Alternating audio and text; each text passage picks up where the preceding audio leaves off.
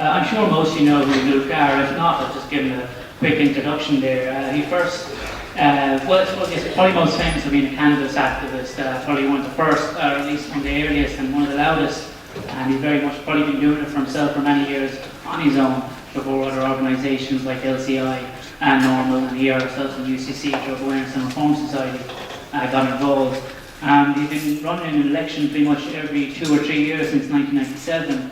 And he's gone from being a councillor to a deputy mayor to being a mayor, now being in the Parliament as a TD. I'd just like to welcome him here on behalf of the Society. Thank him for coming down. I know he's been an inspiration for me and Gray and other individuals throughout the years, so it's great to have him here. So everyone give a round of applause for Luke, can you?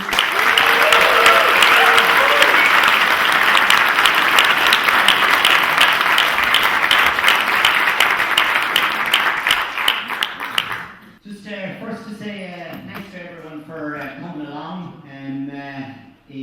Many people care about issues, but a lot of them just sit at home and watch Coronation Street and think about them, but don't actually get off their asses and come out and try and listen to a debate. So I really appreciate that. And I'm turning into a wee bloody politician, I'd also like to thank Graham, and I'd like to thank Brian for inviting me down here, because it wouldn't have happened otherwise. And I want to give a special thanks to that man who was up there earlier, Kevin. I was contacted about 4 or 5 months ago by Kevin. He was involved in organising the legalisation of cannabis march in Dublin last year, and he asked me, was there any way he could help out? Now, when people ask me, can they help out, I have to say I'm very wary. Because whatever about anyone being able to legalise cannabis in this country, if you pick the wrong person, you can actually create a situation where it will never be legalised. So you have to be careful who you deal with. But we got talking to Kevin in my office, and all I can say is he has poured his life into it for the last 4 or 5 months. He works a couple of days a week, because that's all the work that he can get. He lives on basically about 100 euros, lives at home with his parents, but comes into my office for about 30 hours every single week and is working really, really hard, because I can't do this on my own. I'm dealing with issues to do with fracking, to do with turf cutting, to do with massive banking debt. You could go on, fluoride in your water, etc., etc. So you need people like Kevin, and you need people to help you. You need people like Graham, and you basically need people like Brian, because otherwise it doesn't happen. So, anyways, I'll explain what I think about cannabis. And in relation to the bill is targeted for next July in the DAR. The exact detail of what road we're going down has not been nailed down yet, as in exactly what way we're going to approach this. We are discussing with people what's the best way to go. Talking to people in the United States of America, talking to people from Normal over there who are involved in a campaign in Colorado and Washington. And we're trying to come up with the best formula to do this, because the first thing that will happen when I put it before the DAR is they'll tell me it's rubbish. So I've got to make sure it's as unrubbish as possible. So that's very important. So the question is, what is the problem with legalising cannabis? Why isn't it legal? And I suppose one of the strongest arguments that's put against legalising it, it's not a very good one, but it's one of the ones that's kind of always thrown out there, is the whole gateway argument. And the idea that, pretty much every parent has probably said it, if you start off on cannabis, you'll end up on heroin. Well, according to Brian, you can actually be better off staying on heroin. It's another day's work. We're told that one of the main reasons for prohibiting the use of cannabis is that it is a gateway drug. This is simply not true. Now, you don't have to take my word for this. This is something that is quite clearly stated in many scientific studies. The Lancet has published a study, and it says that marijuana does not cause people to use hard drugs.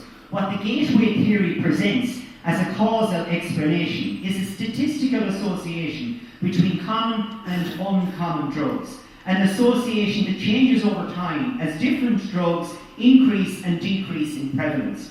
Marijuana is the most popular illegal drug used in the world today. Therefore, people who have used less popular drugs, such as heroin, cocaine and LSD, are likely to have also used marijuana. Most marijuana users never use any other illegal drug. Indeed, for the large majority of people, marijuana is a terminus rather than a gateway drug, according to the Lancet magazine.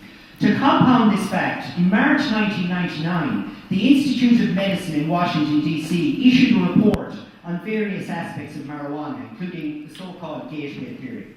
The Institute of Medicine concluded there is no conclusive evidence that the drug effects of marijuana are causally linked to the subsequent abuse of other illicit drugs. Now that's not Grania Kenny now, that is the Institute of Medicine in Washington, D.C.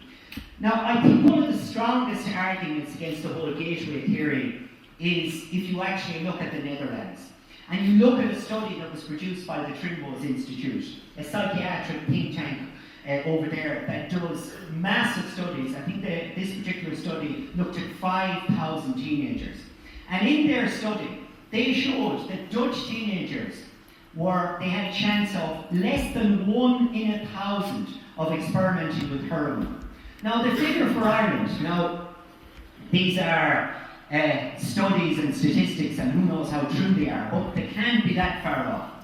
Some figures suggest that 1 in 50 people have tried heroin in this country. Some studies, teenagers have tried it. Some studies would suggest around 1 in 100.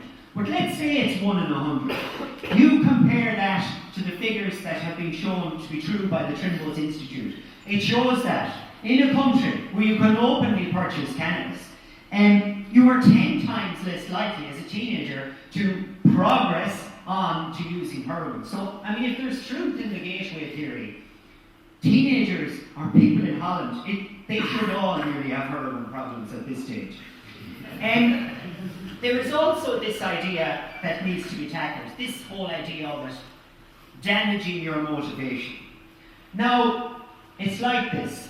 As far as I'm concerned, if anyone has a motivation problem and they use cannabis, the problem isn't the cannabis, the problem is them. It is the individual. According to the World Health Organization, they looked at adult motivation. They basically said, it is doubtful that cannabis use produces a well-defined motivation syndrome. The report also notes that the value of studies which support the adult motivation theory are limited by their small sample sizes and lack of representative social/cultural groups. People are more likely to get a degree, actually, if they use cannabis. That is a fact. But does that mean cannabis makes you smart? No, that's bullshit. That would be going down the route of mixing up correlation and causation. The reason why you're more likely to get a degree if you use cannabis is because you're probably more likely to get it in college.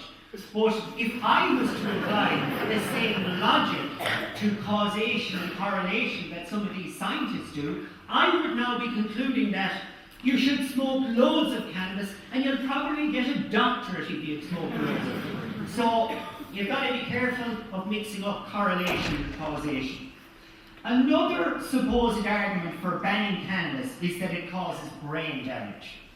Now, this is not true. The brain damage argument is based on what is known as the Dr. Heath Tulane study. Now, this is an old study, but it is one that is, they don't mention the details on it, but it's the one that people are referring to when they say it causes brain damage. And the study involved this. In this study, rhesus monkeys were strapped into a chair and then strapped into gas masks and given the equivalent of 63 Colombian strength joints in 5 minutes, keep the laugh, losing no smoke. As a result of smoking this marijuana, the monkeys ended up with brain damage. What the study remarkably ignores is that the monkeys' brains are in fact damaged by oxygen deprivation and not by cannabis. But then again, no one should be surprised as to what depth prohibitionists will go.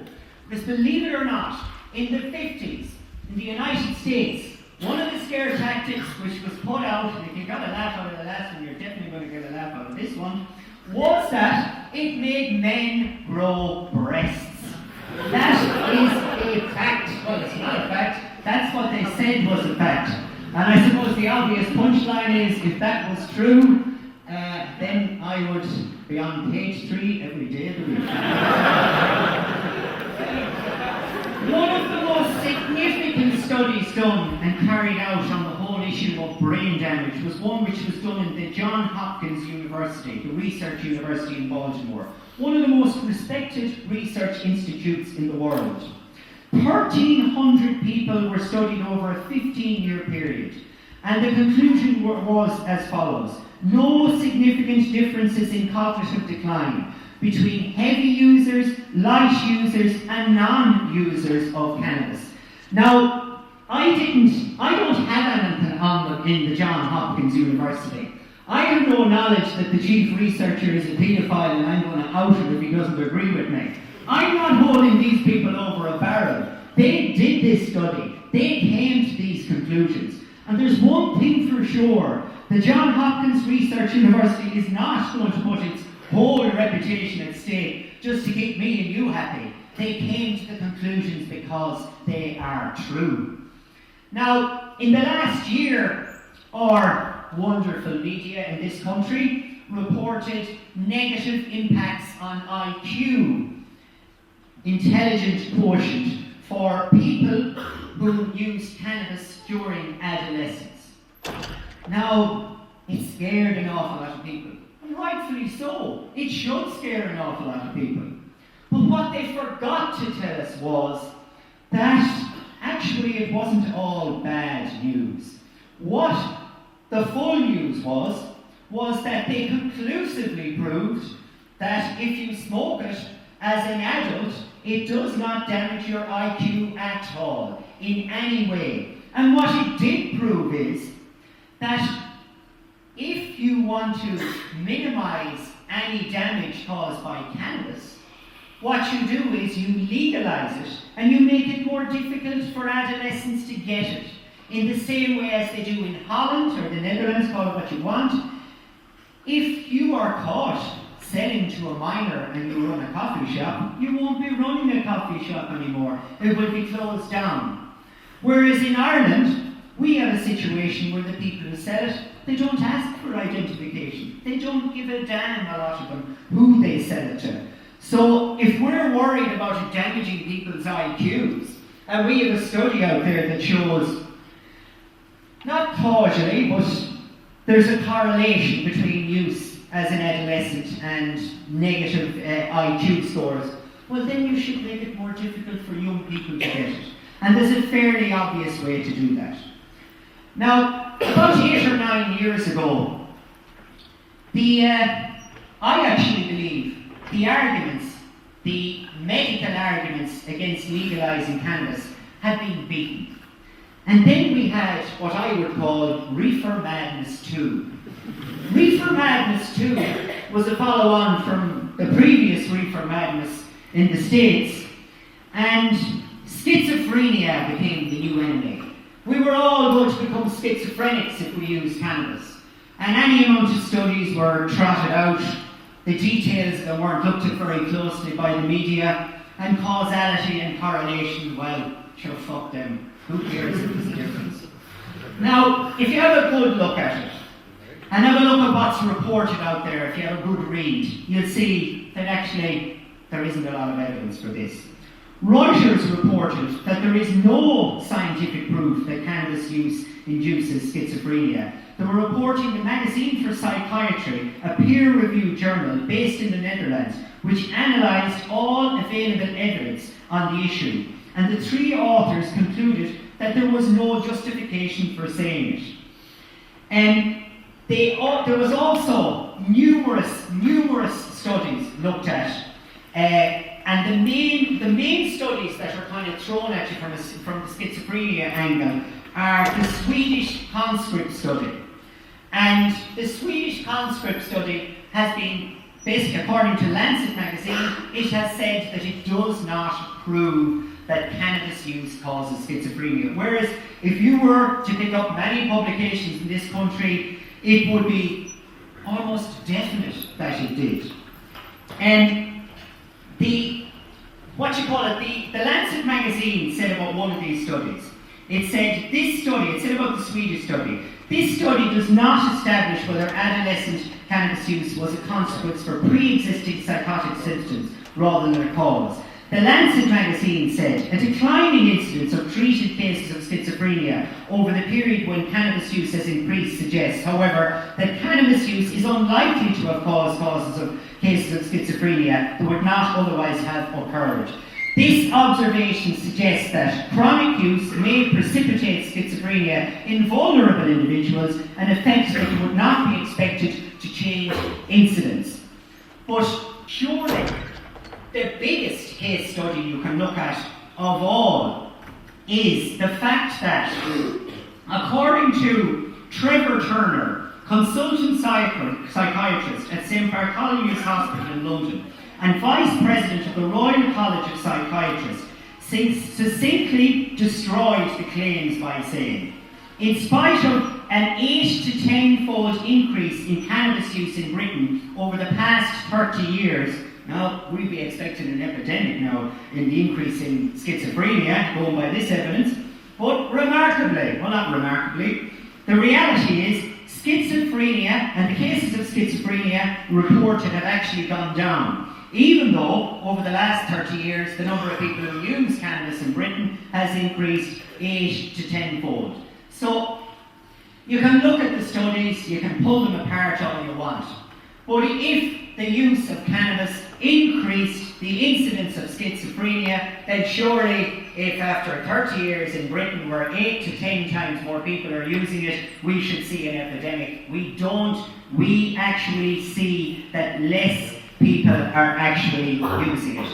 So you could ask the question then, why is there a correlation? Why is there some sort of a connection? Why can they make a connection? One of the analysis that I have heard is that the onset of schizophrenia mainly comes about around the adolescent period in your life, in your late teens.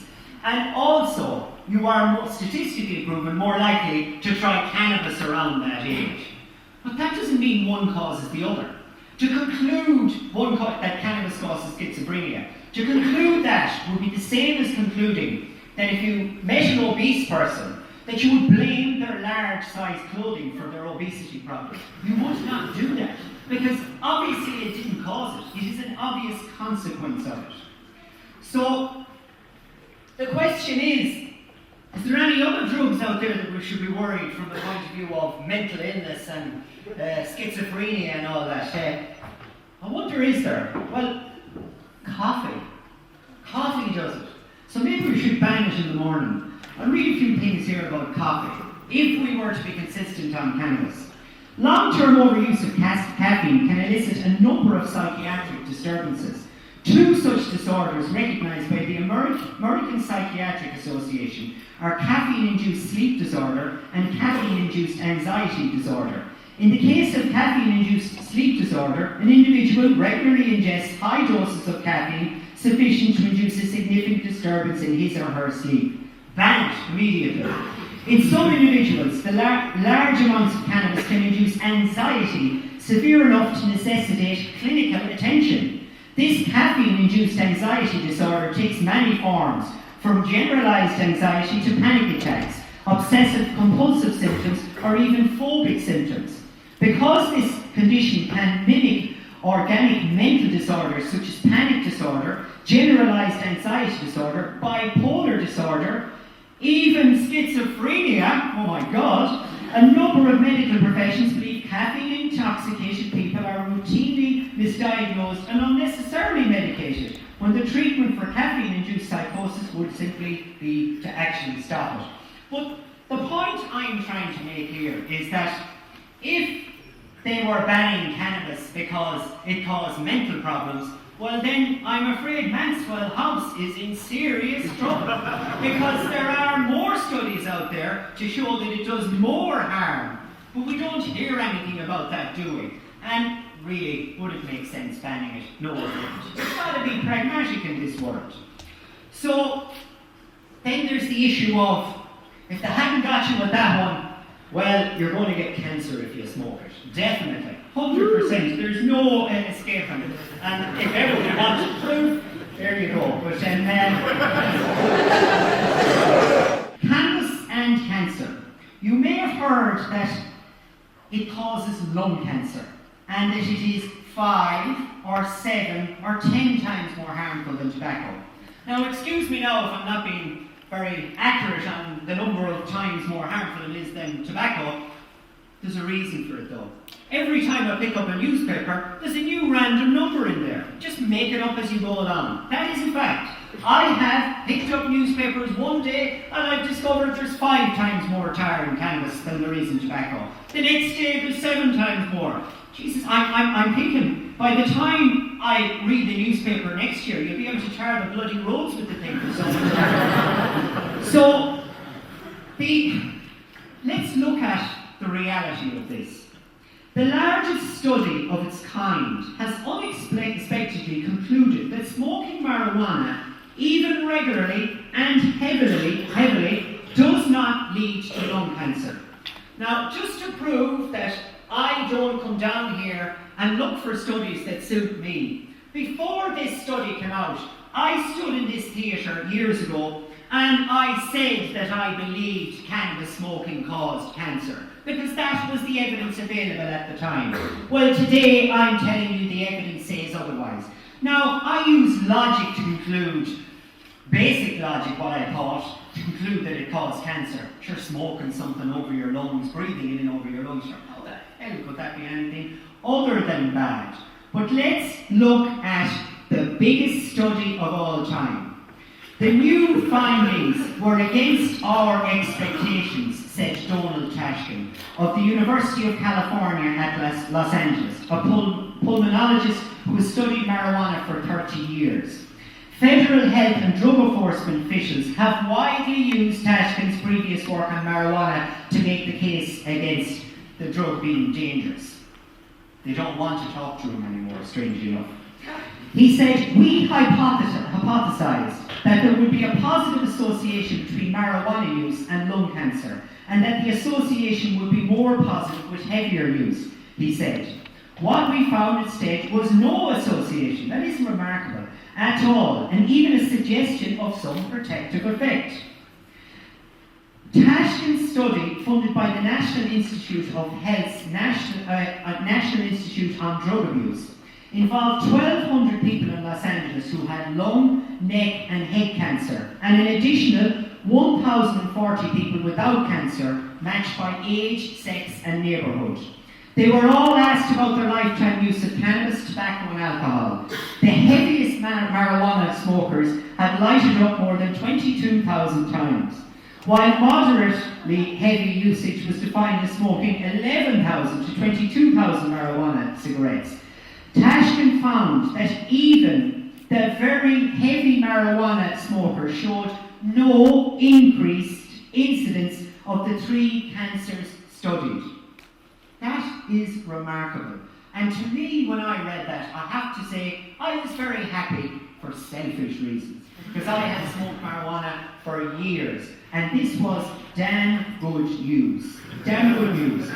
Now, while no association between marijuana smoking and cancer was found, the study's findings presented to the American Thoracic Society International Conference did find, now remember what they're telling you here, 5, 10, pick your number more harmful, did find a 20-fold increase in lung cancer among people who smoked 2 or more packs of cigarettes a day.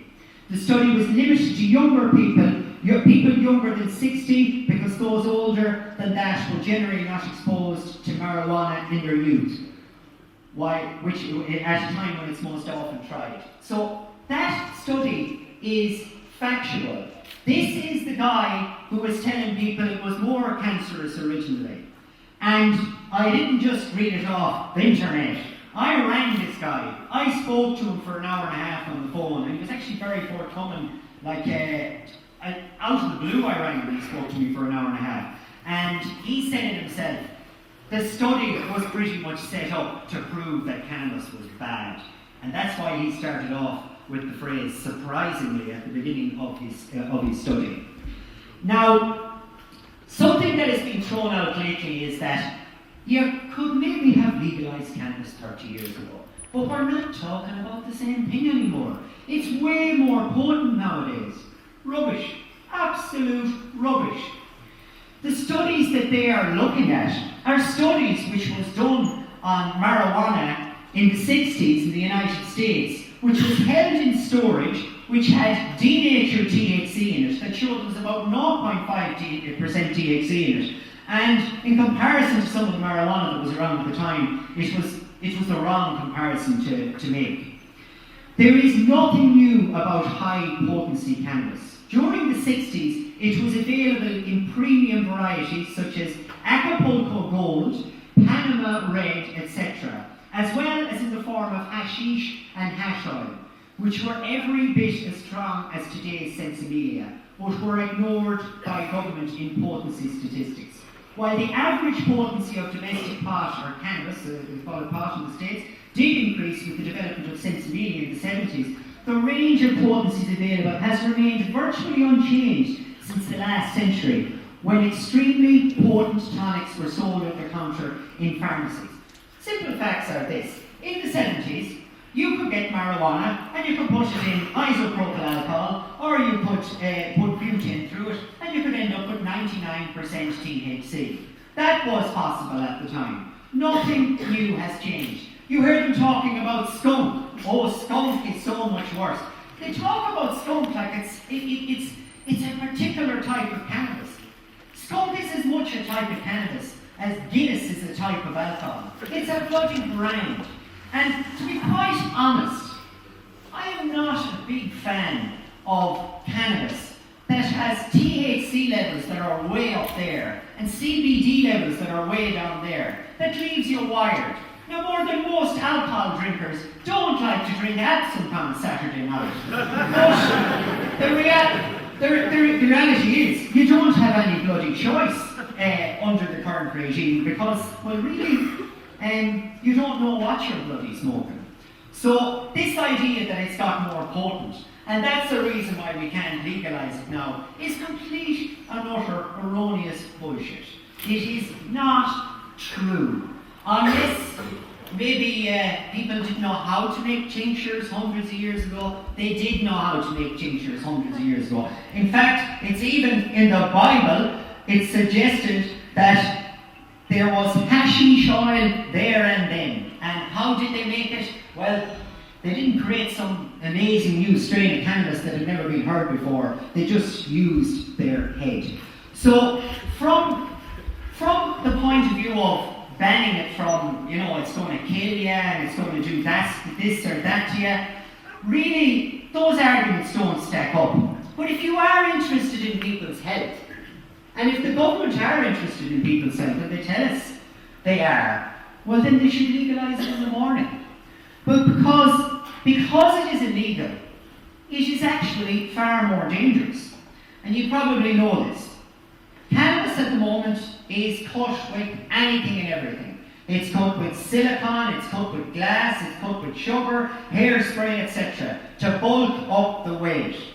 Now, do you need to be a genius to work out that it is obviously better that people don't smoke something with glass in it? Smoke something with largactol, a psychiatric drug in it, in soap bar. It's obviously more harmful because they've made it illegal. There is also another harm that comes out of it. If you are a smoker and you are busted, it has mental health impacts on you, and that is a fact. Unless you're a very, very tough cookie. There's no point everyone pretending they're that tough. It is difficult on you mentally when the Gardaí come into your house. It is difficult because when you live in a society, you like to think that society is on your side and society is built in such a way that it's for the good of everyone. But after that experience, in your head it doesn't feel like that anymore. And if they're worried about people who have schizophrenia, and they're worried about cannabis causing schizophrenia, let them look at the fact that one of the biggest causes of schizophrenia is stress. And you stole my line earlier. How the hell does it help someone with a propensity towards getting schizophrenia to strip search them, to call them a drug addict, to laugh at them, and then run them out of the Garda station afterwards and make them feel like dirt. How does that help you if you have a propensity towards getting schizophrenia? I'll tell you what it'll do. It'll increase the likelihood of you getting schizophrenia, not decrease it. Another downside from a health point of view, if they're really interested in it, is that if you buy cannabis, you don't know how strong it is. It's like going out buying a liquid glass of alcohol and going, randomly, I'll down that. It could be tequila, it could be Schlur, it could be whatever, but you don't know anywhere in between. So, no more than if you didn't know the strength of the alcohol you were drinking, and the first time you ever tried it, you blew your head off. Forever and a day afterwards, you go around telling people, oh, that alcohol, oh my God, don't come near it. I nearly went insane. Same thing with cannabis. People have never smoked it before, and they smoke, let me see, grapefruit diesel or something like that, and it'll blow the bloody head off them. In the same way as a glass of brandy will blow the head off them if they've never actually drank before. And then there's also this thing of, cannabis isn't as uniform as some people think it is. All cannabis doesn't relax you. All cannabis doesn't get you high. It all depends what type of cannabis you smoke. There are two main types, indica and sativa. Indica chills you out, sativa, you want to go out for a run. I do a lot of running on sativa. Well, I did, sorry.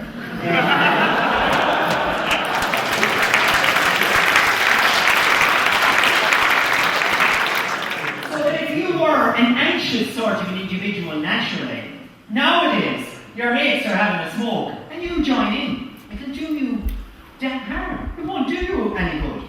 But if you knew beforehand what it was going to do, at least you'd have that information there to make a solid decision. At the moment, you are basically blindfolded in the pub and people are storing stuff down your throat. You haven't a clue what's going on. So, if they're worried about people's health, well, then maybe they should legalise it. So, I hope I've proven that from a health point of view, that it should be legalised. There are also many social benefits to legalising it. And I actually think one of the biggest ones is increasing people's willingness to engage with the Garda Síochána on crime. And I never broke any law until I started smoking cannabis. I was, as the saying goes, an otherwise law-abiding citizen.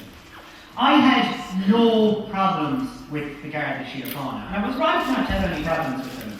But the thing is, if you're a logical person, and you're a cannabis smoker, and you use logic to justify why you're doing what you're doing, and then you get a criminal record for it, and the guards come into your house, and they strip search you, etc., and they do it to you 16 times in 18 months like they did to me. Okay, I believe in the law, I'm a legislator, and I try and rise above that. But let's say you're a young lad or a young girl and you're here in Cork and you go out for the night and you're caught with a joint and you're dragged before the courts and you get a hard time and you're told you're a bad boy or a girl by the guards.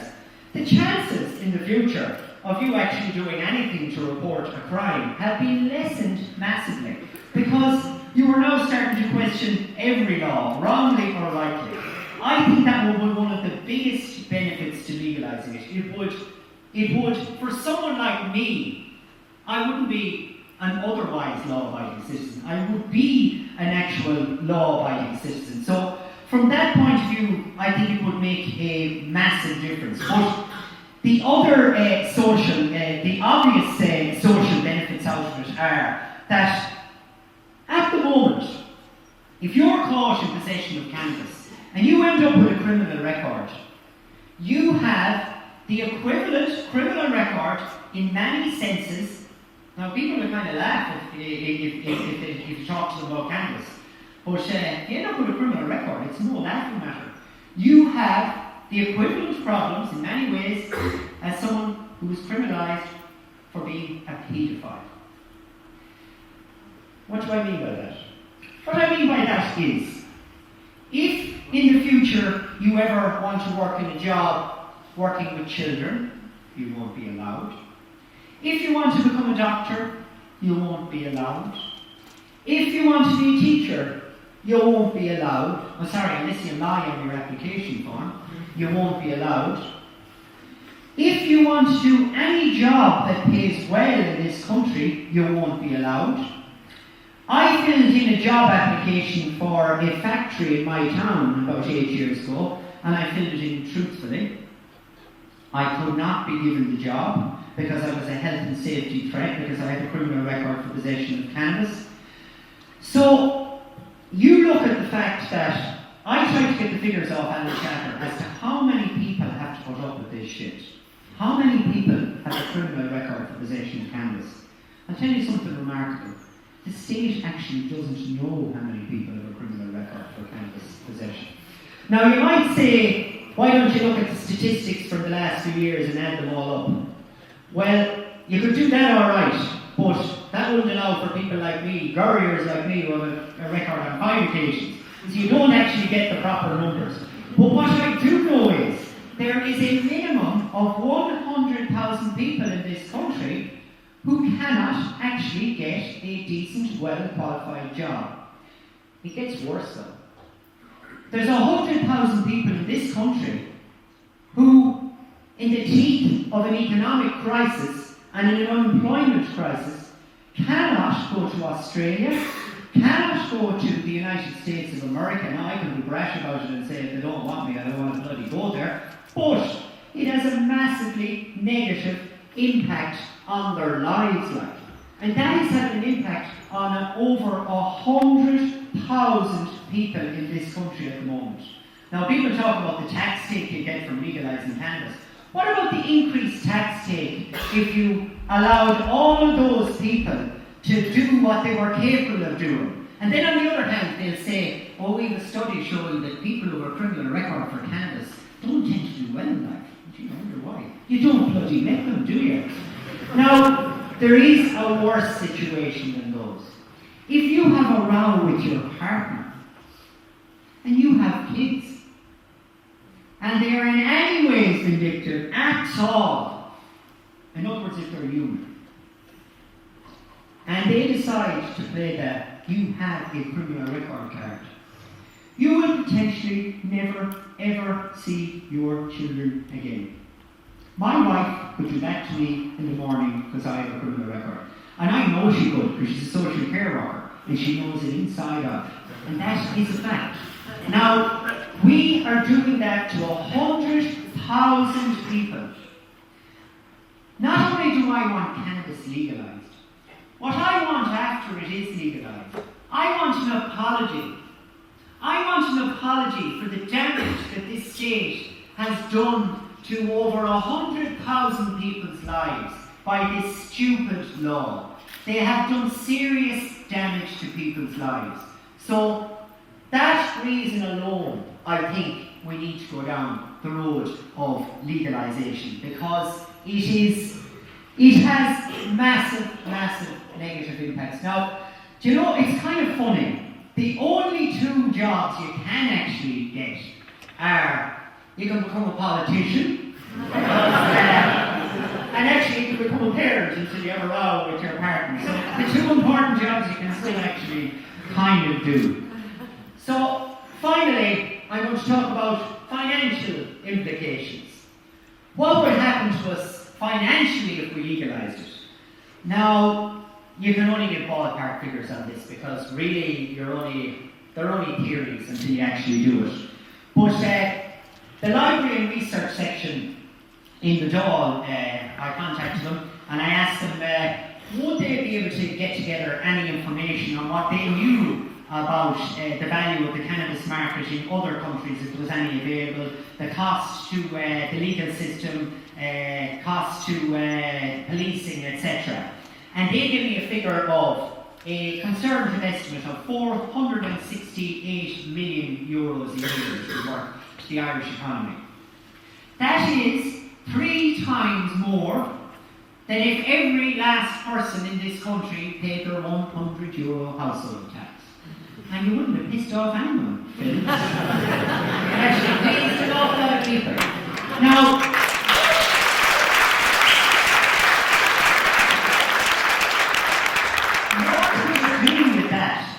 you can have a multiplier effect on that. For €6 million, you can build a recreation centre, complete with gym and pool. It means that, do the maths, you could build about 85 of them every year in Ireland, knock them down again next year if you want.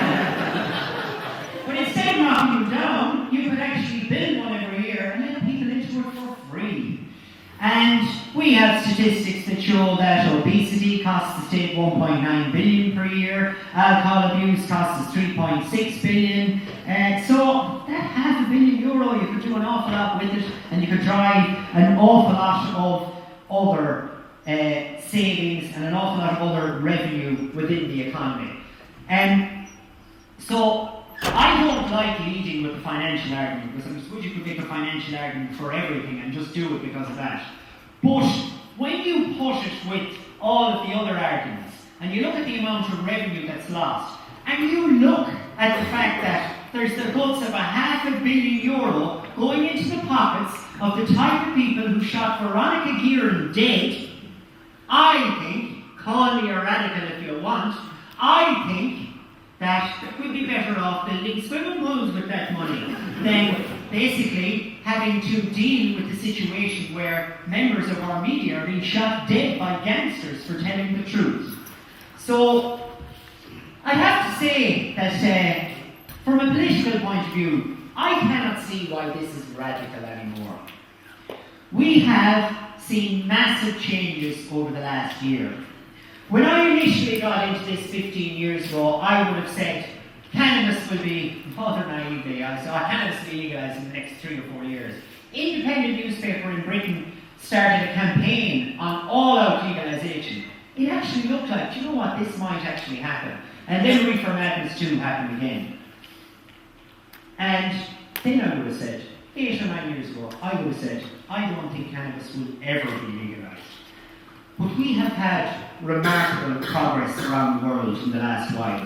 But the most important progress that was made on the same day as the presidential election in the United States, where the public there in Colorado and Washington went out and voted by a majority to legalise cannabis. Not tolerance like that in Holland, not kind of partial criminalisation in clubs like that in Spain, but all-out legalisation, totally and utterly. In Washington, I went around in a strange way in Washington, but they've done it anyways. In Washington, the state legalised possession and sale. It enhanced penalties against selling to minors. And surely that's good news. And they also established limits for usage if you were to drive, as in below certain limits that you couldn't, or if you were above a certain limit, you wouldn't be able to drive. Also, they decided that by law the state is to basically put 25% sales on the tax of it. And also, they have decided that the state's current liquor control board is creating the regulations which will be released by spring. Now, that kind of feeds into my private member's bill, and when I say that we haven't definitively decided what route we're going to go, we are watching Colorado very closely, just to see how they regulate it. One thing we do know is we want to get rid of the Misuse of Drugs Act as it is now. What you do after that, it's one thing legalising it, but it's another thing, how do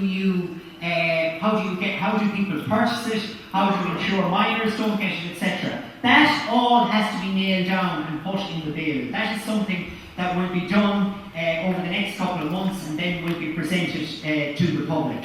In Washington, or in Colorado, they went down a slightly different route. They legalised possession and sale, but in Colorado they allow home cultivation, 6 plants, 3 of which can be mature. And they are also working on establishing limits for driving. So we now have arrived at a point where, as far as I'm concerned anyway, one of the biggest impediments to legalising cannabis around the planet has been removed.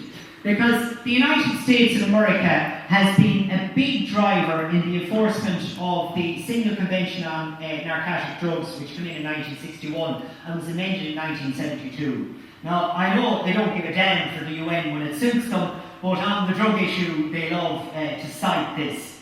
Well, the reality is, as it turns out, when the legal people looked at it, that will not be a problem for legalisation in the United States of America. But the most important part about this is that the biggest country, the most important country that was preventing it happening in other countries and putting pressure on other countries, including the Netherlands, has now actually done it itself in 2 states. And it looks like it's going to spread like wildfire over the next few years because the campaign teams in Washington and Colorado have now moved into other states. So they cannot, as a country, preach to us anymore that it is the wrong thing to do.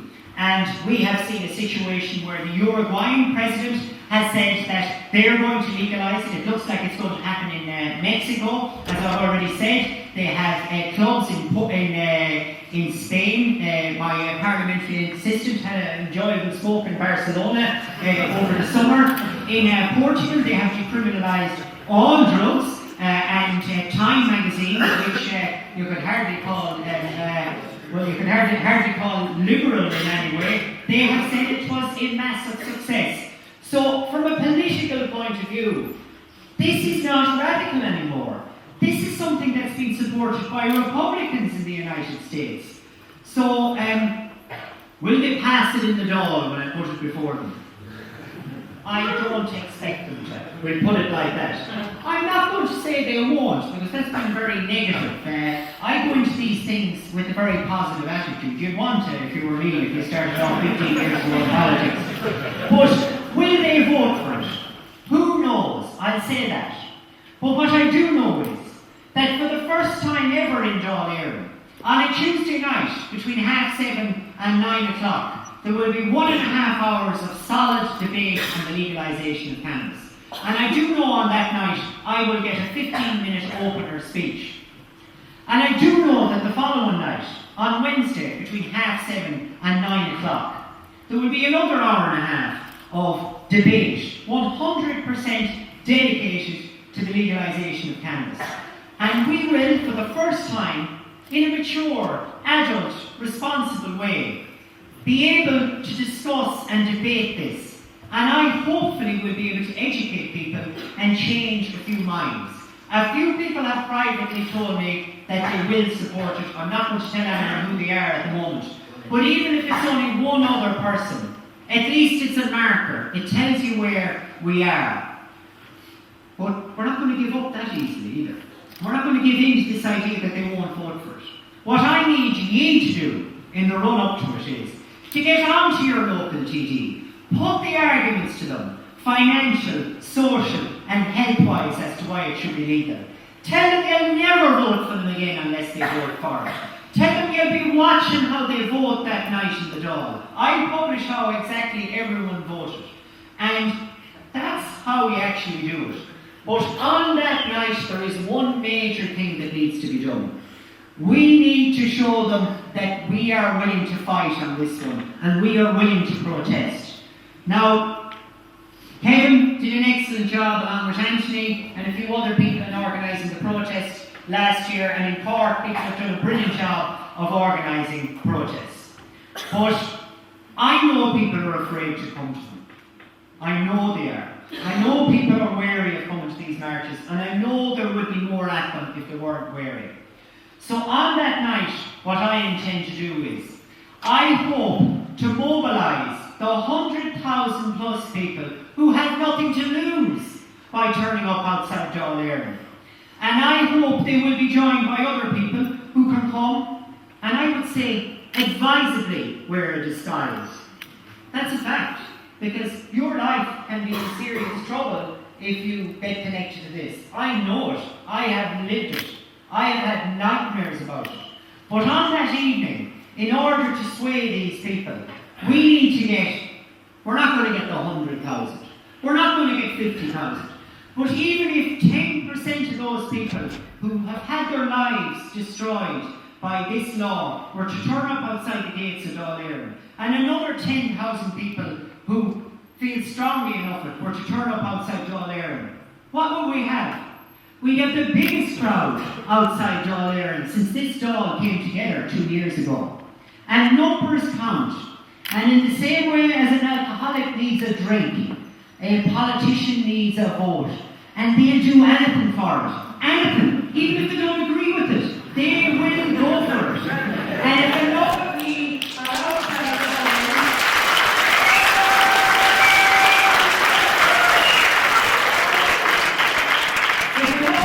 outside Dáil Éireann, on that night, you will make a difference. Now, I learned a massive lesson in a campaign that I suppose you would say is a million miles away from the legalisation of cannabis. It's a campaign to legalise the use of turf. And I learned something there. It's taught me an awful lot. And we had a protest outside the Dáil. Now, they shafted us afterwards, but believe me, we made them listen that night. We put 5,000 people outside the Dáil. And as I understand it, for the first time in 16 years, a government withdrew an amendment to a motion and voted for my motion on that night. Now, it wasn't just the 5,000 plus people outside that did it. We created a thing that I like to call 3D democracy. Normally when you stand up in the Dáil, you address pretty much an empty chamber. And whoever in the gallery, and whoever is watching UBC, and whoever is drunk watching our office report. On that night, we made use of technology. We took a feed, a live feed from inside Dáil Éireann and played it outdoor on the speakers. So when I stood up to speak in the Dáil, I wasn't addressing these people. I directly addressed the 5,000 outside. And you could, by the way, I also supplied them with 500 whistles and 500 vuvuzelas. And